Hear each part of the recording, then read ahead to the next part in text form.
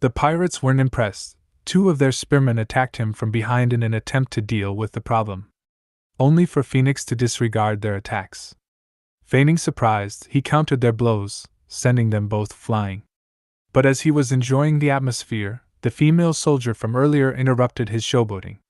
She wasn't here to play.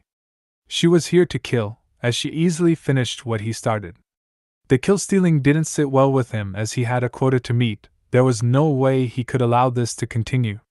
She barely blinked in the face of a giant behemoth, ordering her crew to gather together. As the giant brought his axe down, she was launched towards the enemy, wasting not a single movement as she brought him to his knees. Only when the enemy was dealt with did she strike a pose, showing her triumph. Foe watched on impressed, realizing this was how it was done. But he couldn't watch for long as there were plenty of pirates that needed to be dealt with, easily countering the incoming pirate with a brutal kick. The pirates were astonished by the strength of their enemy, but all he could think about was protecting his kills, rushing in to finish off pirate number 4. And right on schedule, number 5 showed their face. He wasted no time punching his sword through his enemy, hastily freeing it as he rushed to number 6. The display was beginning to draw attention, which was perfect. If he lucked out, he might have a chance to reach his target kill count. As numbers 6, 7, and 8 fell, he realized that his attack had neither technique nor experience. Unlike the female soldier from earlier, he was merely brute forcing his way through the targets to reach his goal. Covered in blood, the beast was rearing its head. His luck was starting to change. Going forward, he may have to chase down each and every kill he would attain, as every pirate in his vicinity was beginning to flee the blood-crazed monster. But such cowardice only allowed him easy access to part their heads from their shoulders. Before he knew it, the pirates had been pushed back and the wharf had been liberated of their presence. And the only ones left to fear him were his allies. The display was so horrific there was no way they could hail him as a new hero. He wasted no time attempting to seek out the constable.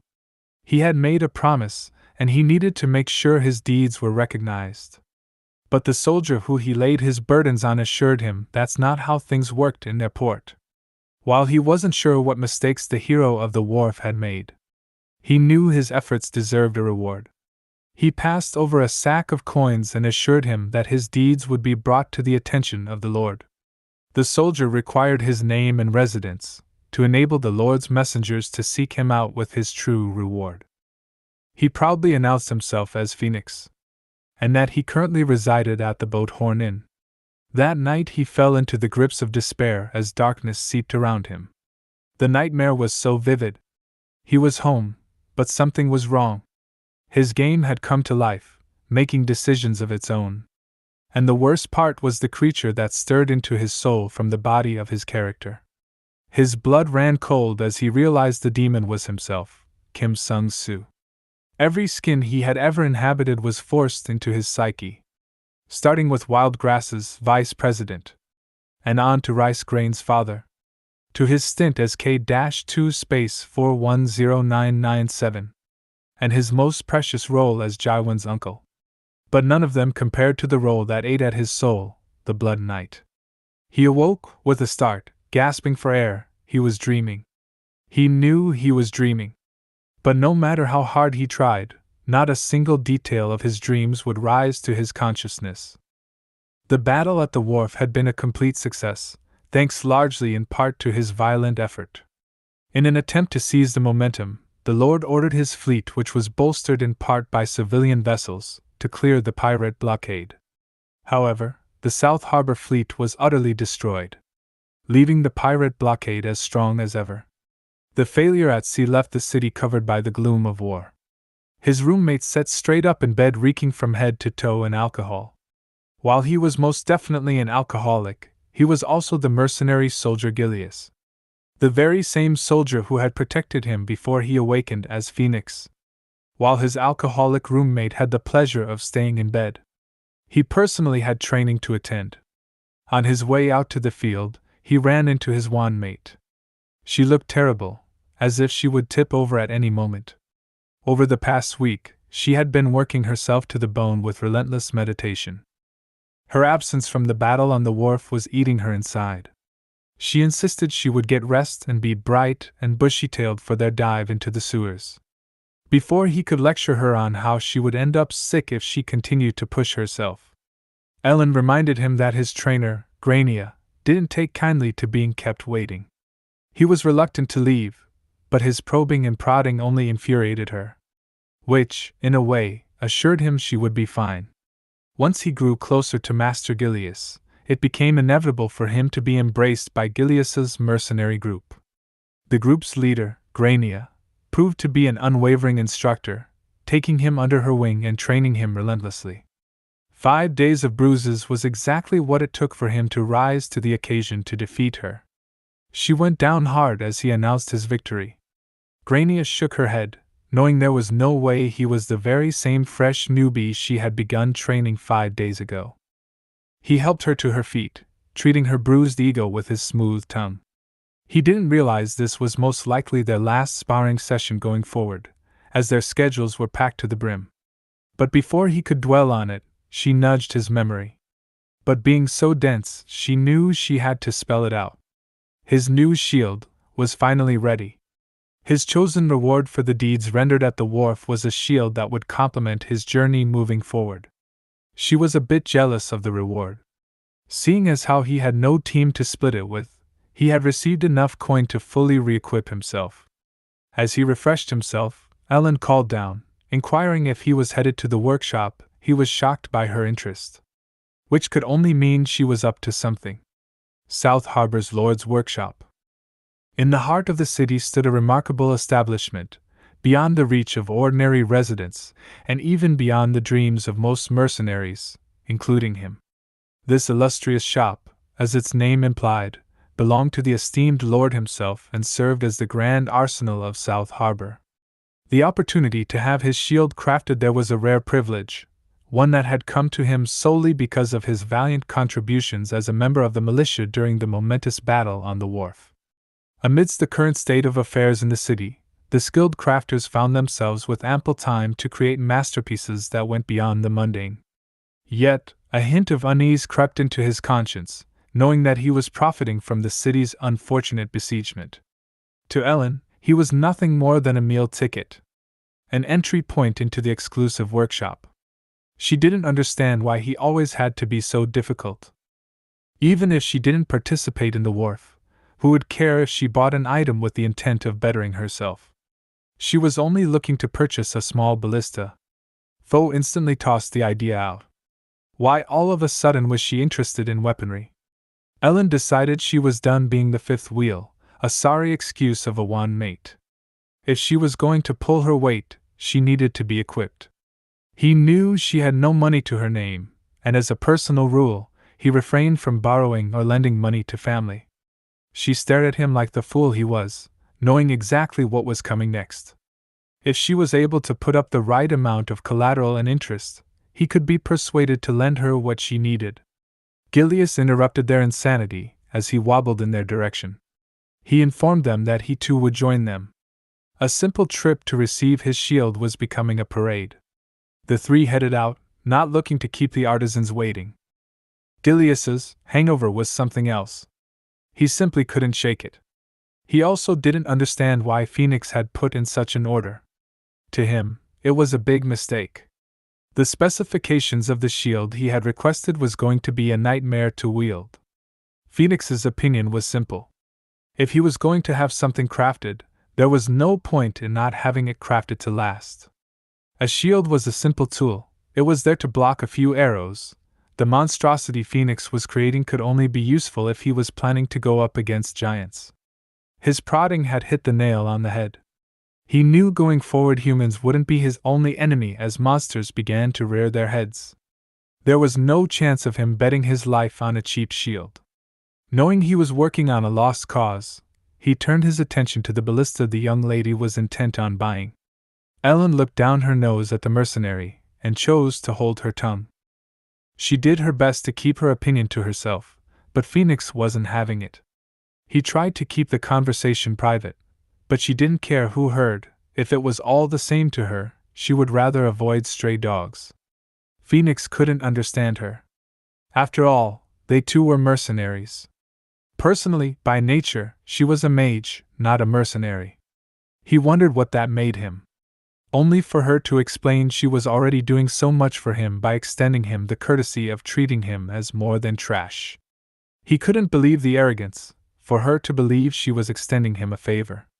Before they knew it, the three came to a stop in front of the Lord's workshop. They were on a first-name basis as the apprentice greeted their entrance. The apprentice of the Lord's workshop's name was Ilton. He couldn't wait to see their reaction as he rushed to put the shield in its owner's hands. The shield was hefty. The artisans had matched it to the exact specifications of his order. Ilton just knew it was going to be unusable. But to Phoenix, it came out perfect, giving the youngster the all-clear. Behold an extraordinary creation. Crafted with utmost ingenuity, they harnessed a seasoned wooden board, patiently marinating it for an entire week in a mystifying elixir comprising of the essence of cow's urine, and the enigmatic devilish or rare species of diminutive demons. The inner surface, a testament to artistry, featured meticulously tanned cowhide, while the outer side boasted an awe-inspiring spectacle, adorned with the majestic skin of a dragon, skillfully baked to perfection within a blazing brazier. A true masterpiece that blends the ethereal and the earthly in a harmonious symphony of craftsmanship. Phoenix was taken aback. It had only been a week since he commissioned the piece. It was obvious that the supplies needed to make such a shield was always on hand in such a workshop. After all, the very same materials were used to make the shields of the Lord's royal guards. To think they were willing to part with the materials used to make the elite shields used exclusively by the Lord's private militia. He settled his account with the apprentice. For the shield had come out better than he had expected. Ellen had remained silent as long as she could. But there was no way she was going to miss this opportunity. But to their surprise, they were informed that ballistae weren't for sale. The apprentice didn't want them to misunderstand. It wasn't that they didn't sell them, it was that they couldn't sell them, by the law of the kingdom. But there was another option that he had no problem giving away. The weapon was a crossbow that was originally designed for the wife of the manor. It was a hobby weapon that she used for bird hunting. Instead of bolts, it used coal or iron rings as ammunition. Or in a pinch, it could even take a simple stone. Ellen couldn't believe her luck. The weapon was perfect. The crossbow was specifically designed to be easy to use, but that came at the cost of its loading speed. The apprentice wasn't kidding, the aim of the device was true, allowing Ellen to rip holes clear through trees. Her excitement was contagious, but Phoenix had a problem. He assumed, since the Lord's wife used it as a hobby weapon, it was nothing more than a fancy toy. But in the wrong hands, this toy would be deadly. Gilius knew there was a good chance he was going outside his bounds. But he just had to know why Phoenix had chosen the useless girl as his companion. He could only assume she was a noble, but Phoenix had no idea. He was sure she wasn't, even if her looks and actions said otherwise. The first question hadn't bothered him too much. But when Gilius inquired if he and the young lady were in that sort of relationship, he started to feel he was being rubbed the wrong way. In the world Phoenix came from, she was merely a child. But he was sure in Dark World she was a woman, who was past marrying age. And without missing a beat, he passed a verbal invitation to Phoenix that would allow him to join their group. He caught himself, doing all he could to hold back the tides of his emotions. His friend hadn't changed his tone, but for some reason, it irked him. And not seeing the danger, Gilius continued. The world was too dangerous for him and a young lady who was essentially useless to survive. In the blink of an eye, his mood changed. He ordered his new friend to stay in his lane. For his words were starting to not sit right with him. Gilius defended his actions. He had no idea what part of his words were wrong. But he backed off as the look he received could easily end his life. He knew when he started this line of conversation there was a chance he would step on toes. The air was cleared when Ellen arrived, insisting her partner help her in her search for ammunition. She wouldn't take no for an answer. After all, she needed to get used to her new weapon as soon as possible if she was going to make use of it. Gilius merely watched the two go, having no idea what to make of the situation. Their journey into the sewers was delayed yet again, as his wand mate couldn't help but fall ill. He was worried this was going to happen. After all, she had been put through so much in such a short time. After escaping to carve out a new life, she was stabbed through the back of her knee, which was quickly followed by the only tie she had to her master being destroyed. And when she was down and out, she was stumped on by a group of soldiers. And that doesn't even take into account the mental struggles she's gone through knowing she has to face the world powerless. And in an attempt to compensate for all of this, she's been overworking herself with constant meditation. Regardless of how much he couldn't stand her attitude, he would remain by her side, nursing her back to health as best he could. He himself had been in a very similar situation, as a young man fresh in the military. Days after being promoted to private first class, he came down with a sickness. Days upon days of the conditions that came with guerrilla training was most definitely the cause. Being sick and stuck in bed was miserable. The person who came to his aid was none other than his squad commander, Sergeant Moon. He stayed by his side the whole time, with a wet cloth to keep his temperature down, even going so far as to buy food with his own money to feed a nobody like him. He was fully indebted to the kindness of the sergeant. If the opportunity presented itself where he had to give his life for the man, he would have without a second thought. If the care he was putting into Ellen generated a tenth of the feelings he had towards his sergeant, it would totally be worth it. But regardless, he would watch over the girl no matter how big an idiot she was. Even while sick, she refused to let down her guard.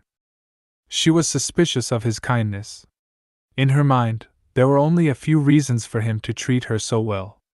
And being comrades for less than 10 days didn't make her list. She slapped his hand away. If he thought she was a noble, he was going to be sorely mistaken. There wouldn't be any profit from her being indebted to him. His choice to stick by her side was pointless. He refuted her words. There was no way she should say such things about herself. She merely explained she didn't have a home, money, or a family. The very person who raised her died because of her existence. It was exactly as he said, she was nothing more than a leftover human. The moment those words left his lips, he knew he was going to come to regret them. As he watched over her, the door parted, and in walked Sister Olga. She was a cleric of the Elganor Sisterhood and the Graina Mercenary Corps. She had spent her day searching for herbs for Ellen's sake, but the blockade made that essentially impossible. The sister was simply devastated that she wasn't able to provide the care that the young girl needed. Phoenix was thankful for the care the sister had been able to provide and reluctantly asked for one more request. He may be able to obtain the herbs needed, but he would have to make a trip to the general store. The sister had no problem stepping in while he was away. The barmaid, Daria, greeted Foe as he made his way down the stairs, inquiring about Ellen's well-being. He explained that Sister Olga was looking after her, which gave him the opportunity to see their friendly neighborhood eccentric medicine man. This was perfect. The Lord was distributing food to the residents of the city at the post office, near Oreg's general store. The city was normally too dangerous for her to make the trip by herself, but seeing as how he was headed in that direction, she wondered if he would take her along. Phoenix was more than fine with her traveling with him. Daria's leaving to get rations left the bar hand confused. He was sure the landlord told them both he would get them later. She instructed him to take care of the bar until she returned. That was the exact moment when Phoenix realized their trip may be more than just a simple errand. The trip to attain the rations went smoothly, and being the man he was, Phoenix offered to shoulder the burden alone. Instead of allowing her to help, he asked her to do him the favor of going into the general store alone. He was sure he and Oreg wasn't on the best of terms. She had no problems with the request, double-checking the herbs the sister requested before heading into the shop. The single silver coin they saved wasn't worth all this. If only Ellen hadn't made such a fuss, he could have done it himself. The city center was packed. He was surprised as he didn't believe South Harbor still had so many residents. Daria had forgotten there was going to be a public execution today. Phoenix had never seen citizens so bloodthirsty before. Even Daria seemed to not be interested because it was only a hanging. Like she was looking for something more entertaining. The display only stood to remind him that this was a dogshit world. Instead of watching the travesty, he decided to counteract all the hatefulness with a little kindness. He approached the 3 children and inquired about their wares. They could be perfect as a token of his appreciation. Maybe they would even lighten the mood between him and a few particular people. The price of the trinkets was so cheap it shocked him. The 3 took his surprise as dissatisfaction, explaining that if you took into account that they were also charms, their prices made sense. The cherry flower ring brought the wearer love. The pink flower and the plantain braided bracelet would bring a full life. And the dolphin sculpture would bring you the wisdom to get close to others. He offered to take the 3 recommended items, giving them an extra penny if they made the charms stronger. A commotion was unfolding around a particular redhead. South Harbor was in a real mess if criminals believed they could do as they please, in the middle of the street, in broad daylight without any consequences. The creeps weren't pleasant in the least, and it only took them a moment to realize who they were dealing with. The moment they said her name aloud, Phoenix struck, sending the first heathen flying. Like a shark in the water, the blood activated his fury. He wasted no time adding a few more bodies to the floor, before the fools decided to up the ante. A smile spread across his face. If they wanted to make things serious, he had no problem obliging them. The moment he began to unsheath his sword, they knew they had made the wrong play. They were the ones who unleashed their weapons first. So now they had to live with the consequences. His thirst for blood was under control, so he had no problems giving them the option to lay down their weapons. This was the only chance he was going to give them to save their lives. Out of the 3, only one knew when it was time to retreat. Instead of running, the others thought they could talk their way out of what was coming, only to receive a shield blast to the chest. Now that they were all on the ground, there was only one left who believed that dropping his weapons meant he could walk away without repercussions. But Phoenix only promised to let them live. The crushing blow to the face wouldn't unalive him. If it wasn't for the fact that he needed to stay by Daria's side, he would have most definitely chased down the coward who ran. He gathered up all their things with the intent of heading back to the inn. But one of the foods on the ground didn't know when to let things go. Threatening to remember your attacker's face so you can kill them wasn't a wise decision. It's the kind of thing you should say under your breath unless you were looking for death. But the fool was sure name-dropping would save his life. The name was really familiar to Phoenix, but he couldn't place it. Now wasn't the time, but later he would find out who this Lord Yubar was. Phoenix figured it was better to deal with the problem right now, instead of letting it sit around and fester. If he had more time, he probably would have dealt with it, but the guards were coming. Not once had he seen them stop crime, but when he needed to handle his business, what do you know, now they're doing their jobs. The fool made sure he got one more for the road as Phoenix did his best to kick his head in. The 2 made their escape as the troops marched in. They stayed one step ahead of the soldiers, finally making it to a location where they could get some rest. He decided there was no point in him being so uptight, dropping the bags and leaning against the wall. Daria was thankful for his intervention. If it wasn't for him, she was sure they would have killed her. He only wished he was there from the start, but he had chosen to look at trinkets instead of looking out for her. She wasn't holding a grudge. There was no way he could have known. But she took it one step further. She felt it was her fault. As a young woman, she should have known better.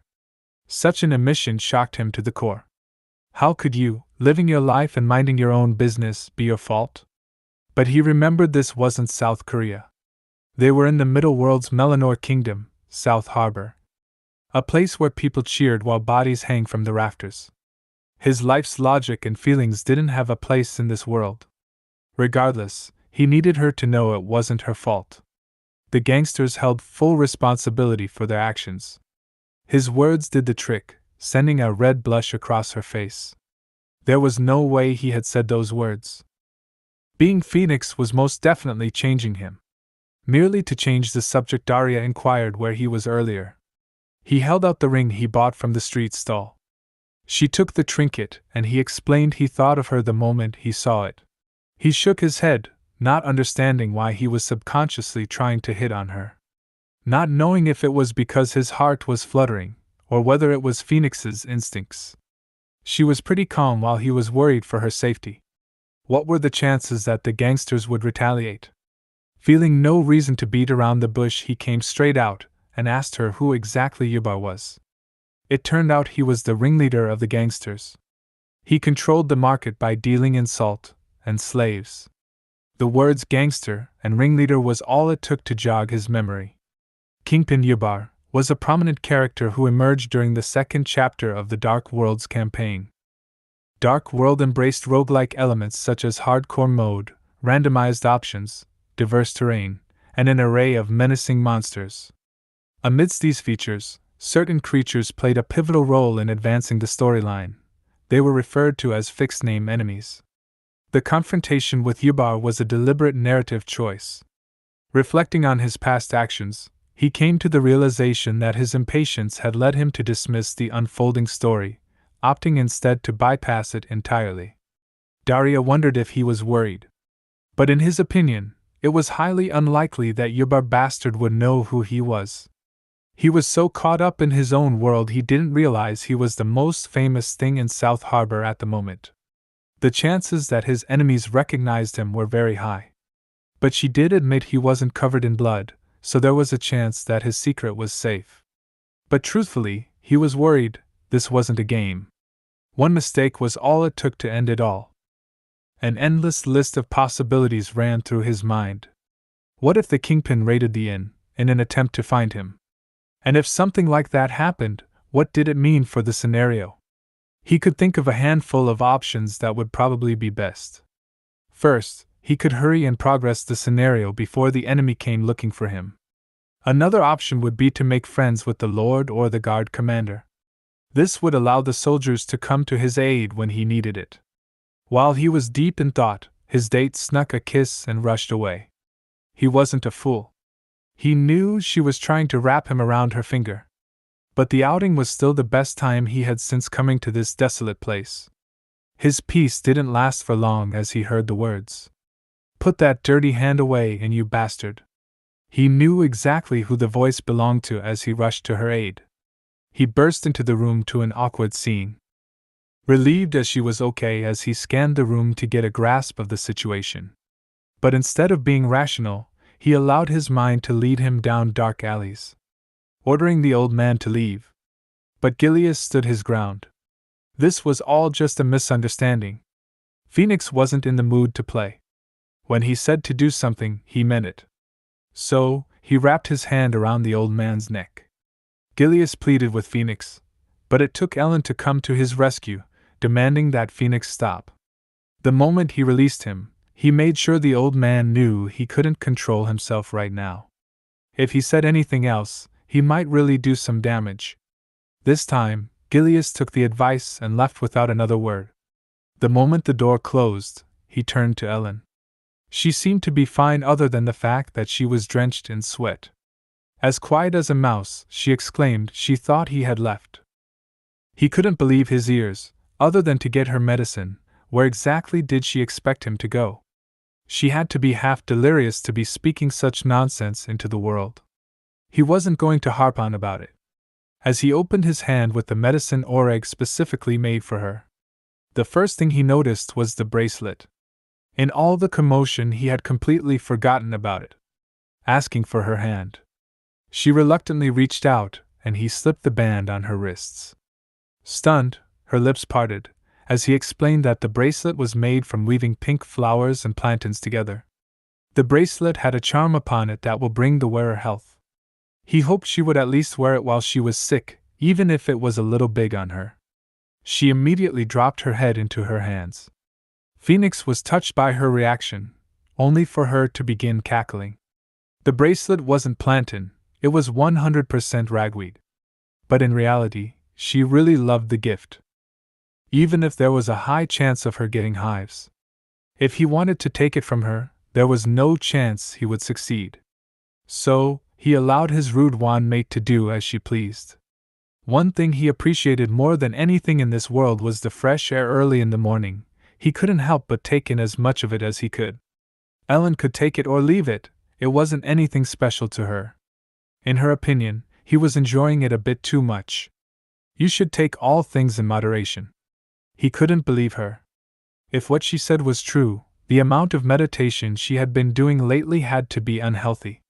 The master of balance ended up bedridden for a whole day by simply ignoring her own advice. Her bounce back was amazing. She was full of energy.